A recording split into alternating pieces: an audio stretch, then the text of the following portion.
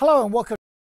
Hello and welcome to part 2 of this year's KBB Digital webinar series, which is proudly brought to you in partnership with Small Business Victoria. Now, today's topic is turning visitors into customers in 2018, something every small business needs to do if it wants to stay relevant and profitable. And here to help answer your questions about the challenges and solutions, digital marketing guru Dave Chaffee and online retail guru Jane Liu from Shopo.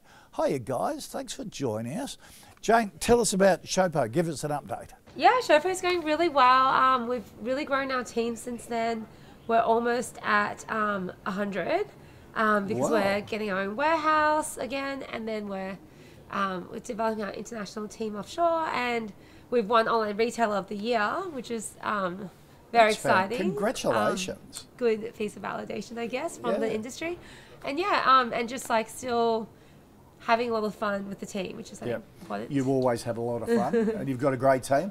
Dave, KBB Digital? Busy as ever, just keep on keeping on. I mean, we have a great team, not as great as yours. We have fun, not as much as you. We work hard, not as hard as you do. But we're in there anyway. Okay. All right. Now we're here to take your questions and give you the relevant answers that you've sent in. For those people who were part of the first webinar with Jen George, welcome back.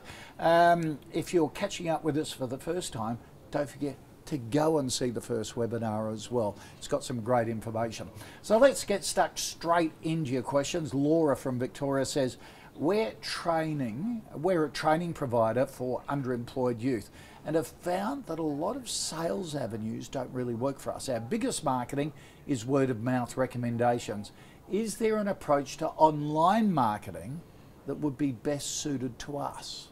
Jane, what do you got any suggestions? Okay, so I mean, I guess is their target market the underemployed youth? Okay. Which social media and online is just perfectly targeted for them, is it? Because that's what they all relate to. Yeah, I mean, I think two approaches would be, if I was to do this, would probably be in video format on Facebook, because I think video is still can be quite powerful, but it has to be done in such a succinct way so that it's shareable and relevant. And so, which is a bit more effort and takes a bit more trial and error. But I guess just common posts or advertising may not be it might be a bit harder. I don't know. So it's engaging video with probably their generation too as part of it. I guess it's how do you kind of target people who are employed? Perhaps it's targeting people. I don't know. Yeah. Dave, I don't know much about the industry. Yeah, I don't know heaps about it either. So, but I guess there's two sorts, isn't there? There's probably marketing to the unemployed to come into some training programs or the likes, but there's also probably, if you have a sales team, there must have been sort of sales that went out through training institutes and things like that, and I think that probably has been replaced now with online marketing and the likes. Yeah. I think we're talking about if they've got a good word of mouth, then that's 3/4 of the battle in that sort of industry, because almost all sales inquiries or inquiries, if there's a good reputation, will actually supplement that story with, I'm going to go check out their website just to make sure they it all matches. So if you've got a great word of mouth in any industry, actually, I would make sure that the website probably sort of fits with that story, because there's nothing worse than being told. And also sharing tips for underemployed youth and things like that to get their attention. Get pay rise, better paying jobs for similar skills, how to broaden your horizons in terms of the marketplace. I mean, I think social media would be great for that. Just being able to sort of give multiple messages, so long as you can get in front of this sort of person. So exactly. And I think so. One of the things that we're really focusing on is improving our NPS, which is our Net Promoter Score. Right. And so that's when your promoters, your people who vote you out of 1 to 10, a 9 or a 10, those are the people that there is a direct correlation on. The more people you have as your promoters, and that's generally word of mouth. That's directly correlates to growth of a company. So, word of mouth is actually so important, even for an online business like ours. That Net Promoter is really interesting, isn't it? Up until 5 or 6 years ago, I hadn't been aware of it. You're sort of aware of it. Basically saying, if you ask someone to rate you from 1 to 10, if it's 9 or 10, they're on your side telling people. But if they're 8, they're neutral, and if they're 7, they're 1 to 6 is just detractors, and you need to fix right. that problem. And you know, we used to grow up in a school system where 5 and above is a pass. So, Yeah. you know, you get a 6 out of 10. Well, we've done a pretty good job, isn't it? But no, you've done a terrible job. So. Yeah, absolutely. Okay. David has sent in this question: with online deferral payments gaining in popularity, like Afterpay, for us old-fashioned people, that's a digital version of lay-by. How is it likely to evolve, and what effect will it have on the business? Now, Afterpay is an amazingly simple idea. It's basically a digital version of lay-by. It's just taken off again, hasn't it? Yeah, I mean, like honestly, like I'm technically millennial, but when I was first approached by Afterpay with the idea, and I didn't really get it because I have a credit card, and I was like, well, why don't you just check on your credit card? But then when we launched Afterpay, like it's just clearly very successful. Like we've increased like average order value, and just they have like this following that's like a, what's the word? Cult. Yeah. They have a cult following, and they have like fan groups, and people absolutely love it. And so what's the feedback from customers though? Why do they use it rather than chuck it on their credit card?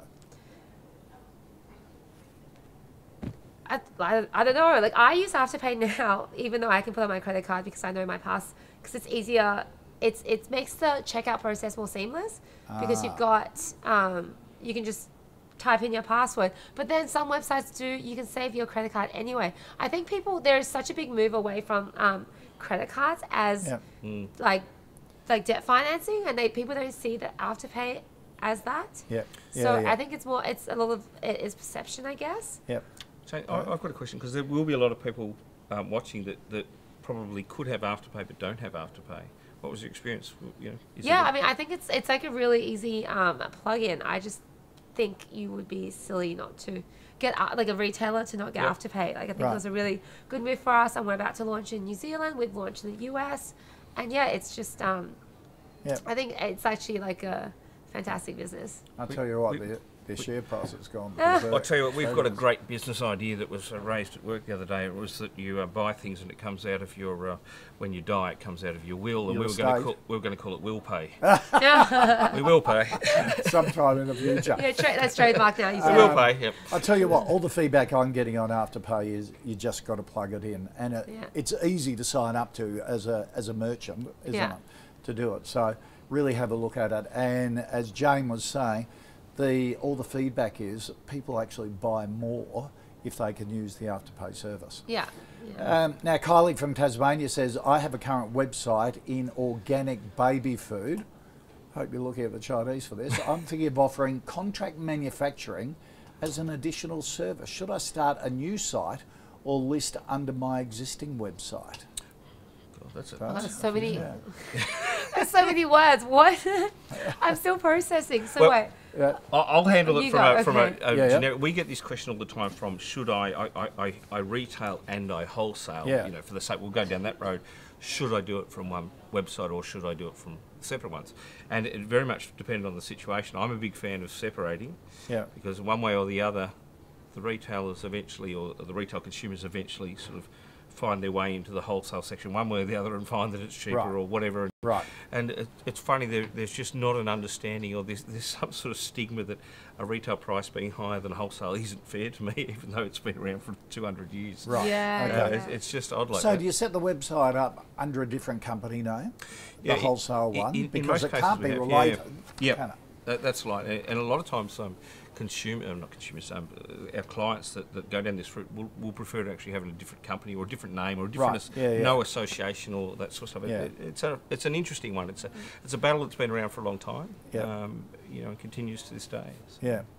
All right, Jane in Victoria says, I have one of the junior staff doing Facebook, and she's great, but I get the feeling people aren't really looking at what she's posting, and I'm worried she's wasting her time and my money. Oh, gee, that's not good. How do I know whether the content and the strategy is good enough? It's quite a good thing, and it's pretty easy to monitor, Jane, isn't it? Yeah. So, I mean, even within Facebook itself, there's insights where you can, like, just type in your top 5 the top 5 competitors or companies most like you, so you can compare how your engagement is doing. But I think you can, I mean, there's analytics that there's for every post, so you can actually see if it's like good or not. I think I think it's just taking the time to look at it yourself. You got to set the analytics up, because the trick is, if you've got an outstanding post, don't do the same one the next day or a similar one, but always you can keep refining your posts, can't you, Dave, to make sure that you're plugging in. Well, that's it, isn't it? You're really trying to work out what resonates with people. Yeah. We found on LinkedIn with ours that I'm doing some posts which are text, some which go to blogs, and some which are videos, and the videos are outstandingly connecting with people. And the ones that are connecting is not when I'm talking about, some amazing new digital thing. It's when I'm standing there with a pen in front of a whiteboard going, difference between a strategy and a tactic. I don't know. People don't know it, and this is what it is. Yeah. They're the ones that are really connecting. So therefore, it starts steering more of our efforts, because it's resources that you use to. The ones that here's a question from me, because some people I know who are big on social media, they have a thing. If they don't get 1,000 likes on their Instagram, they'll take it down, because it looks bad on your feed as people go through it, because guilty. You've got a dud response, if you like, on a. Do you do that? Well, no. Or like if you don't like the photo, or what some people now do on Instagram is there's a feed flow. Right. So if there's a photo that actually doesn't go with the flow, like you have a color scheme. Right. Yeah, and then also sometimes you have too many photos. It's group photos. You kind of want to. It's that the format actually matters. This is purely on reaction to the post. If it's under 1,000, they'll delete it, so people don't think that, that's a dud post. That every post gets amazing I think traction. no one even cares that much to look through your posts. Think so either. That's just if you have that time to do that, just make better posts. Yeah. I love the way you think. I would do that, but I wouldn't be silly enough to say it in a webinar or anything like that. No. Lionel from the Northern Territory says, how often should my business be posting on social media? This is a really good question, because no one quite knows. Because it's a fine line between annoying people, isn't it, and sort of spamming them and getting a message out there. I think it's just like all about doing testing. So we've done this on Facebook and Instagram, and you kind of constantly have to do it, because when they change the algorithm. So there was a point where like all of our posts used to go, and it used to be quite spammy, but now because the algorithm has changed, only the ones that are doing well, which isn't as many because of the algorithm change, is showing up on people's feeds. So like a frequency is important. So we were at 15 and we've dropped it down to 10 now. 15 per post a day on Instagram. Right. And now it's, and so we're finding that that's good, but probably we'll go like test it again in like a month or two. Okay, so you've gone from 15 to 10 for both Facebook and Instagram? Facebook's like 12. 12, And right. Instagram's 10. Right. But and then I think it depends on the size of the account as well. Right. So we have like a smaller account with 10% of the followership, so that'll be like twice a day. Right. And then on my personal account, I'll do like 2 times a week, just Right. enough so that it doesn't, the account doesn't become dormant. Right. Because I don't really like it. But Yeah. So when I deal with a small business, this is the person who says I sort of don't have any time to do any, but I know I should, and that sort of stuff. And one of the sort of rules of thumbs I use is, aside from sort of being active, is to say, look, I want you to post something remarkable every time. And I want you to tell me that in 12 months' time you'll still be posting something remarkable. So if that means you can only do it once a week, that's better than you doing it 7 days in a row of just nonsense. Right. So I want that picture. You can kill your algorithm by. I want that picture that someone's going, what's that? That gets your attention, rather than just, I've had a tough day at the office. So real, as in, I want them to say something or show me something or something that gets attention. So if that means once a week, that's okay. And I think it just takes forward planning, because for me, it was really like, I think for a lot of people, maybe Facebook and Instagram come across as hard, but for me, when I wanted to grow my LinkedIn account, that was really hard to try and be professional and think of what can I say that's professional without just doing like photos of the team all the time. And so I think you kind of like, you just got to start, you plan a few posts in advance, like find some inspo from what else is working, maybe add your own comments so you kind of make it your own. and then I think once you get more experience, then you kind of it gets like anything behind the scenes is fantastic. Yeah. And anything that someone's not used to seeing, and like seeing Showpo actually in action would be great. You know, I spoke to a guy who ran a funeral parlour. He said, "What could I possibly post?" And of course, I went behind the scenes, but maybe it wouldn't be right. But that's the sort of thing I would stop and go, "What? Wow, is that how it works?" Interesting stuff. All right.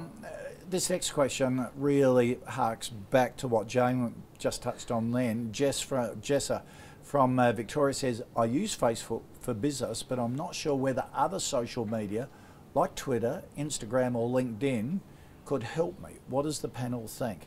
So my understanding is you shouldn't treat them all the same, that they each have a different purpose in life and you've got to target your posts. Is that right? Yeah, absolutely. I think so. Whenever you create content, you have to make it native to each platform, but you can try and repurpose it because it's like time consuming to make content. Okay. So I think with Instagram, it's great for branding, and you find a lot of there's certain industries where it works really well, and certain demographic, which is generally like women, and it's used to be like more the Showpo younger demographic, and now it's getting it's wider in range. But so many successful businesses I know, for example, like jewelry companies, wedding photographers, wedding planners, you know, they've built their entire business through like word of mouth on Instagram and through using influencers. And then Facebook is great at closing the sale. So you can use Facebook as a cheap form of advertising. So it's like, it's all about different touch points. So it's like, you've got branding, and maybe you get word of mouth, or you see one of your friends like that post, so that's kind of this social validation. And then you can also then try and target them, because maybe, especially if they go on the website, you can kind of retarget them because then it's cheaper, and then you close the sale using a Facebook ad, and that's very product focused. Okay. Sort of, Dave, it was put to me, Instagram's aspirational, Facebook's personal, Twitter's opinionated, and LinkedIn is thought leadership. Is that roughly?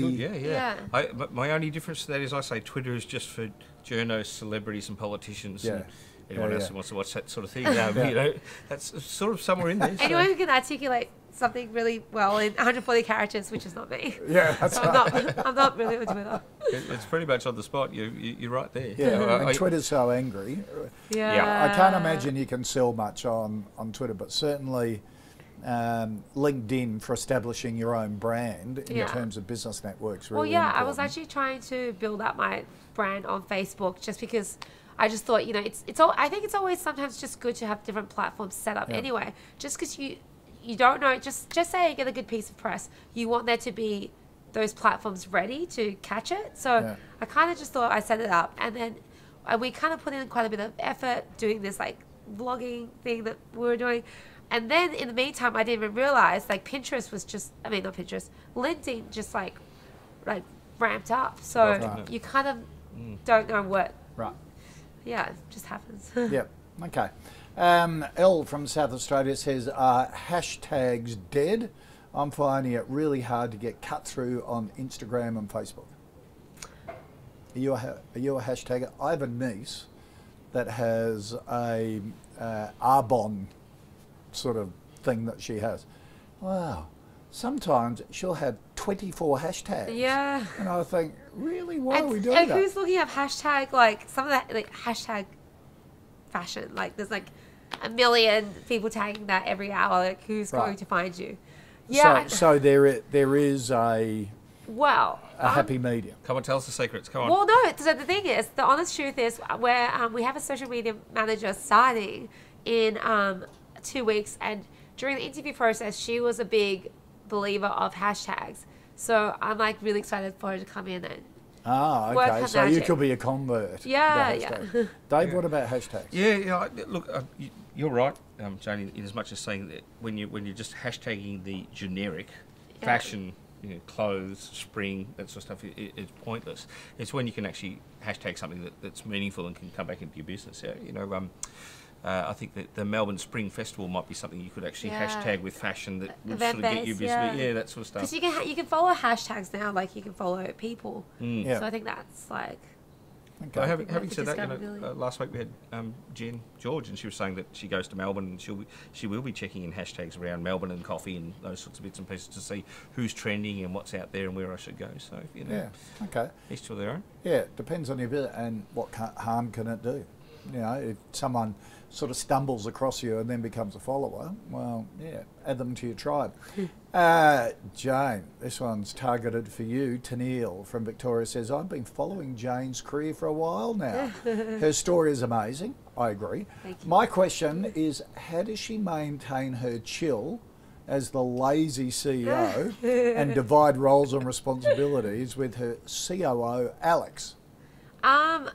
Yeah, so Alex and I are very different. I'm not sure if you met Alex, but she's very process and systems driven, and I'm very like I like to just, I'm like, come on, let's just get this done. Like, so and she's like, no, slow it down. Let's, and so it's funny. I remember us two going to a training program, and they kind of thought when we first went there, we were just like a complete mess, but we ended up smashing it because I'm like keeping the pace and she's like making sure we don't make any mistakes. And so that's kind of how we work. We're like like yin and yang, we work really well. But in terms of splitting out tasks, she's, there's just, it's kind of just actually happened very organically. Whereas she'll take a few, like I'll do more of the social media and content. She hates public speaking, so I do all of that, and she's because she's really process driven. She's, right now she's looking at improving our customer happiness, but from a system perspective, and I'm looking at improving our NPS score. How do we work on that? So it just kind of like divides really evenly, and when there's something we don't like, we just, like, whoever says shotgun not first gets to get out of it, and then we kind of just negotiate sometimes, like. Right. But how did you find her? I met her at a party. So her sister is Nikki Durkin, who is one of the OG female entrepreneurs, and she was like 19 when she started her business. And so they were all involved with the Entourage crowd, and I was part of the Entourage course. So I got kind of stuck in this car with Alex.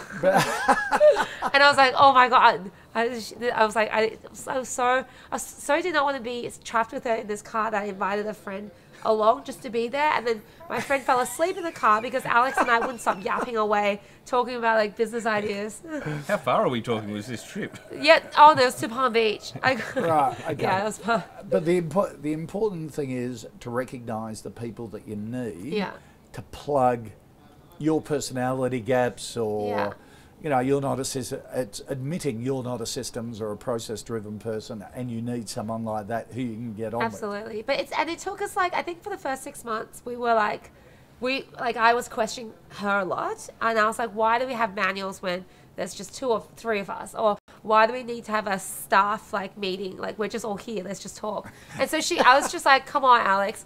And then I think it took time for me to start trusting her, and for her to kind of prove herself, and then also for her to have had that patience, because for me to have questioned her on so many of the things that she was doing. And so I think it's, you're going to take time to learn how each other works. And then also there's just a lot of other people that are really great in the business that have helped us grow as well. And when you see the results, that validates what she's doing, and everyone becomes comfortable. Great insight. This next question, my newsletters are becoming less effective, so I've been looking at alternative marketing tools, including inbound marketing, text messages and Facebook notifications, among others. Is this a good tactic for my industry? Not sure what your industry is, but Dave, newsletters? Yeah, becoming less effective. They are becoming less effective. It depends on your industry, very much so. But inbound marketing is one that's being used a lot more in service-based. And inbound marketing is essentially saying, if I can get someone to sign up or give me their email address about a specific topic. So they've come down and they've asked about, I use self-managed superannuation as a good example. Someone who's searching for how does it work and gives their email address because they want to be signed up. Instead of getting newsletters one a week about sort of just industry stuff, it's actually an automated process of messages that will go out and say, hey, you downloaded that thing last week. Here's another download you might like, and here's a video. And actually, it's an automated process, but it's basically emails that seen to be from a person. Right. And essentially, you're actually building trust in your brand by handling that one topic and going from just you download a thing to check out a video and here's the tips and always adding value. Right. The real value in inbound marketing comes because you actually score activity. It sounds really quite gruesome, but you're scoring every time they come to the site and things. And once they hit a certain point, we fire off a trigger that says, this is what we do, and it sends an email from someone else saying, I noticed that you've downloaded that thing. Why don't you have a chat with, Bob? And they say, yeah, I will. And they click yep for a time. And the first Bob hears about this whole thing is when he gets an email saying Marjorie Smith, who's downloaded this over the last 12 months, has booked in to have an appointment with you. And, Right. and this just flows and flows, magnificent stuff. And that's sort of well and truly taking the place of newsletters in service-based industries Right. anyway, where you're Okay. trying to sell a high-value product. Really important. I Yeah. think social media has probably taken the place of newsletters in a lot of other industries. Yeah. It was a really good one. How would Showpo have got off the ground 15 years ago? Yeah, like email, right? That would be the only one, Yeah. wouldn't it? Yeah. Newsletter and a website, that would be your only two angles. And so that's when newsletter really did start. Yeah. I mean, it still has places. Kochie's Business Builders newsletter obviously does well because that's media. That's almost like a magazine sort of. Yeah. Yeah, right. yeah. I think So if you have what new, about with Showpo? well, I think for Showpo is because we have new arrivals and we have, it's like kind of like news for us. Like Yeah. we've got, here's a new trend, here's this. Yeah. And so it's where you're offering something, you're actually offering something like worthwhile Yeah. every time, hopefully, to the customers. But I think, like you said, like if there's nothing, there's no new arrivals, there's no new tips, it's better to have like a journey of like inbound Yeah. marketing emails. Yeah. That's what I think Right. they're the name for it. But yeah, because otherwise, I think you have to think about it from the perspective of a customer. Because I do sometimes, I'll get this newsletter and I'm like, I know I've signed up for this because I bought this a while ago. I'm like, this is really pointless, and I'm just gonna mark it to spam. So they should have waited for a sale or like a new product or like that big sort of email that you get every once in a while from someone that just says we're ramping up for Christmas, and it's just a big long list of text, and you go, good for you. Yeah. Spam and then then they're gone sort of thing. Yeah, exactly. All right. Danny from WA says, I've been boosting my Facebook posts and can see I'm getting more views, but no one is clicking through to my website. Any tips? That's the challenge. I think there's probably a few different ways of looking at this, but the first one is why are you boosting your posts? I think that's a really important question to ask because a lot of businesses can get just drawn into that whole. It's popped up in front of me. They only suggest $20. It's worth checking. But is there a strategy? Is there a reason for boosting it? If you've got a reason, that's a different thing. If you've got something to announce or something to say, well, by all means, get a post up and boost it cleverly. So only boost it, say, locally, and only boost it to people who are on mobile phones or people on desktop, or given whatever circumstance you need to. But think about what is the outcome that I would like to get from it, and that's the bit that goes missing in these sort of boosted posts. It's often sort of, without taking it the wrong way, and I've done this too, it's almost money for vanity rather than anything else. I got 1,300 impressions, but maybe that didn't mean anything. That's the trick. Jane, do you boost, or you have the strategy behind it? Yeah, I mean, it's more like you run ads on the ads platform, and then we boost. The only things that we boost are the videos that we put out, especially more the product-based videos. And I think the call to action is a lot stronger because it's so product focused. Right. And so I think sometimes that may be the missing link. Like even if people see it, if the connection to the website or the product, why would people actually want to click it? Right. Click on the website, and then also sometimes like when they do go on the website, is the website reflecting what the ad is showing as well? So I think that's just sometimes you could be. So if you're boosting, like we put a lot of like funny memes and dog videos on. So if you're boosting that, we could have like it's so sad because we'll go to a lot of effort to make a video, and we'll put up a dog video that'll just have 100 times more views. We're like, oh. But so then if you were to boost it, but then it wouldn't do anything. It's not related to Showpo. I'm looking for that post. If you're in business, if you can have something that will, it's really engaging, gets people attention, and it gets a bit of traction, that's the one you boost. So you're a dress designer and you've got the Melbourne Spring Carnival coming up, you put that post up about how I'm dressing someone or other right now, and that's the one you boost, because then people are going, oh, who's that? And that's a celebrity, and I want to check out the website. That's got purpose to it, that sort of thing, as opposed to just here I am sewing away, and Facebook says, do you want to boost it for 20 bucks? And you go, yeah, I will. Look at me sewing away. Some purpose behind it, some tactics, some strategy. Okay. Good advice. Emma from South Australia says there seems to be a lot of new SaaS tools to convert customers into buyers. Tools like Canva, MailChimp are fantastic. Are there any others the panellists can recommend? Well, look, SaaS for first of all is software as a service, and nothing crazy. We're talking about in the past. It sounds like a big computer company or software company. It does. Yeah. But in the past, what used to happen was you'd have some bit of software that you would buy off the shelf and install on your computer to do something, and all that's happening now is you're just paying a monthly fee, and that's all SaaS is. And Canva's a great example, and Canva is, most people here know, but it's pretty much like Photoshop. You've got photos, you've got images, you can create all sorts of assets sort for of social media. Graphic design templates. Yeah, very much so. And I'm a big fan of Mel and Cliff, who are the founders of Canva. Great Australian story. Last time I was talking, got 9 million customers globally. And why wouldn't they? Because 5 years ago, to have that product, you had to pay $1,500 to Adobe to get Photoshop. And that was all you could do, and you had to pay $1,500, and then that'd go out of season after a year, and you pay another $1,500. It's fantastic, and all of a sudden you're just paying a few dollars a month. It's brilliant. So, which are the ones that you love? Oh, well, I like one I mentioned last week, and I'm going to mention again, called Lumen 5. I love it. It's you're going to really love this. They've got a free version, but they've also got a $50 one, a $100 one, and if you type in the web address of a blog that you've written, it will automatically summarise that and create a few lines of text, create a video, and it will put in images behind it that it selects using artificial intelligence to match it up, and there is your social media post. Better than that, you can go and take those video bits out because you don't like them and put your own bits in, and so that 3 or 4 hour video you used to create can be done instantly, and it can be done also in 10-15 minutes. Just brilliant stuff. You see them all the time with a bit of text over them, and they tell stories. I know Luke Chaffee has his own blog, and he writes blog after blog, and he has just set up the feed, so every time he writes a blog, it goes and finds it and creates a video that we just post whenever we want. It's just amazing stuff. $50 a month is the mid package, $100 a month is the absolute premium, and you can create millions of videos with very little effort. Instantly. You need to be on that. You really do. Yeah, I'll check it out. Which ones do you like?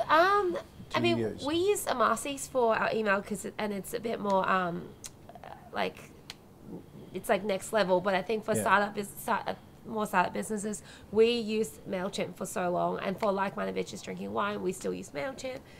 So I think that's a fantastic software, and I think we use Schedulegram to schedule our social media posts, our Instagram posts, and they're pretty great because they're constantly trying to improve their features as well. I don't know if we use anything else. Okay, there are a couple of great suggestions. Schedulegram is great for anyone else who's been feeling lazy about Instagram. There should be no excuses now. But all these, and this is where the value comes in, isn't it? Because the products we used to have, the software we used to have, tried to do everything, and now all these little SaaS products just do one thing, but they do it really well. And that's why it's really worth doing, for a newsletter. MailChimp really got it right. Spent a lot of time just going, all we do is newsletters, and all we do is newsletters for small business. Let's do it really well, and you pay a small amount, and you get the value. Okay, some great suggestions there. Asana. That's it. Oh, Asana, yeah. Where's Asana here? And Harvest and all of that sort of stuff for tracking. Now, Dean from South Australia, I like to keep my website looking fresh, but web development and content can be expensive. How can I keep my customer likely to buy without big budgets? How do you keep updating your website? Yeah, I wouldn't go redesigning your website all the time, because you don't know, that could have a huge impact on your conversion rate. But I think it is important to keep the homepage banner and your other banners fresh, because it does suggest that you have new products. Right. So I mean, I think there's a certain rate where it is economical to do it. So I think you just need to find your optimal rate and just do it. Hey, but you do it, the size of you do it constantly. Yeah, a few it's times like a day, every week, every week. Northern Hemisphere, Southern Hemisphere. Right. Yeah. Okay. Right, so not quite what the small businesses Yeah. do. No, but you're right though. It's economics, isn't it? And what you're trying to do is you're trying to get the fundamental structure of it right, so it presents professionally and builds trust. But the content you can keep changing. Yeah. Keep people up to date and the likes there. That said, if you're if you're in service-based business and you've got a bit of content there that says we're going to the summit next week and all that sort of stuff, if that says our Christmas party 2015 is going to be a great success, then you will lose every customer. You've got to keep fresh there. And what you're talking about though is conversion rate is really important too. So so you're trying to build a site which is spot on, and you're trying to tweak it and get better and better. But just keep changing the content, because most platforms these days you can change the content just by logging in, new content, new text. And and it can be, it's a bit like rearranging a shop as well. I know my sister's shop, when they rearrange the floor, she's got a homeware shop and furniture shop. People will come in and go, "Wow, you've got new stock." No, she's just changed the shop around and they've noticed it. Same on your website as well. You don't need to have new content come. Just repurpose stuff that you did 6 months ago that may have gone well, and you've got a different audience and they don't remember, they don't live and breathe your business at all. Yeah. So, easy stuff to do. Sally from Victoria says, I sell bespoke fashion in Melbourne. I'm reluctant to sell online because you need to touch and feel to appreciate the quality. What are the panel's thoughts on that? Come on, Jane. Look, that's got to be in your field, doesn't it? I don't think you necessarily need to. I think, especially now, stories is such a big feature. Yeah. I think video, so you can make your own videos where you can almost display the, quality and texture using video. It's not the same, but I think, if people want to get to your product and there is people talking about your products, then I think. Yeah. And wouldn't a good way be that if you're a bespoke sort of fashion area, use Jane's suggestion to do a video, but you explain it. This is a great feel and you'll love this texture, and I designed it this way because of this, and you're almost selling the story and the mystique of the piece in your social media. So many bespoke and luxury items are now being bought without people having being sold online. And I think, if you get a piece of press or if you get great word of mouth, and someone cannot come to Melbourne to buy it, how you want to just have the platform there so they can. Building an online store isn't actually, you can do it yourself. So just get the basics set up and then tweak it bit by bit as you go. I have to agree. I think that the expectation of consumers these days is they can buy everything online. They should be able to, no matter how bespoke it is. And if anything, consumers are using sort of other signals to sort of judge whether this is the case. Now, if I see that same dress on Gumtree or on eBay, I'll use the signal of, hang on, it's on Gumtree or eBay. I don't think that's going to be right in there. But if I've got someone doing a video, as you say, just talking about, where this material came from or the likes, and the website looks professional, and I've heard a bit of good word of mouth, well, I'll buy that dress. I don't know why I would buy a dress, but nevertheless, I'd buy it. So exactly. They can stitch you. They do suits, and you can just send them the measurements. I know it's menswear. It's not women's fashion. Go to Joe Banana's website, who does bespoke men's fashion. We did them as a case study on the last series of Kochie's Business Builders.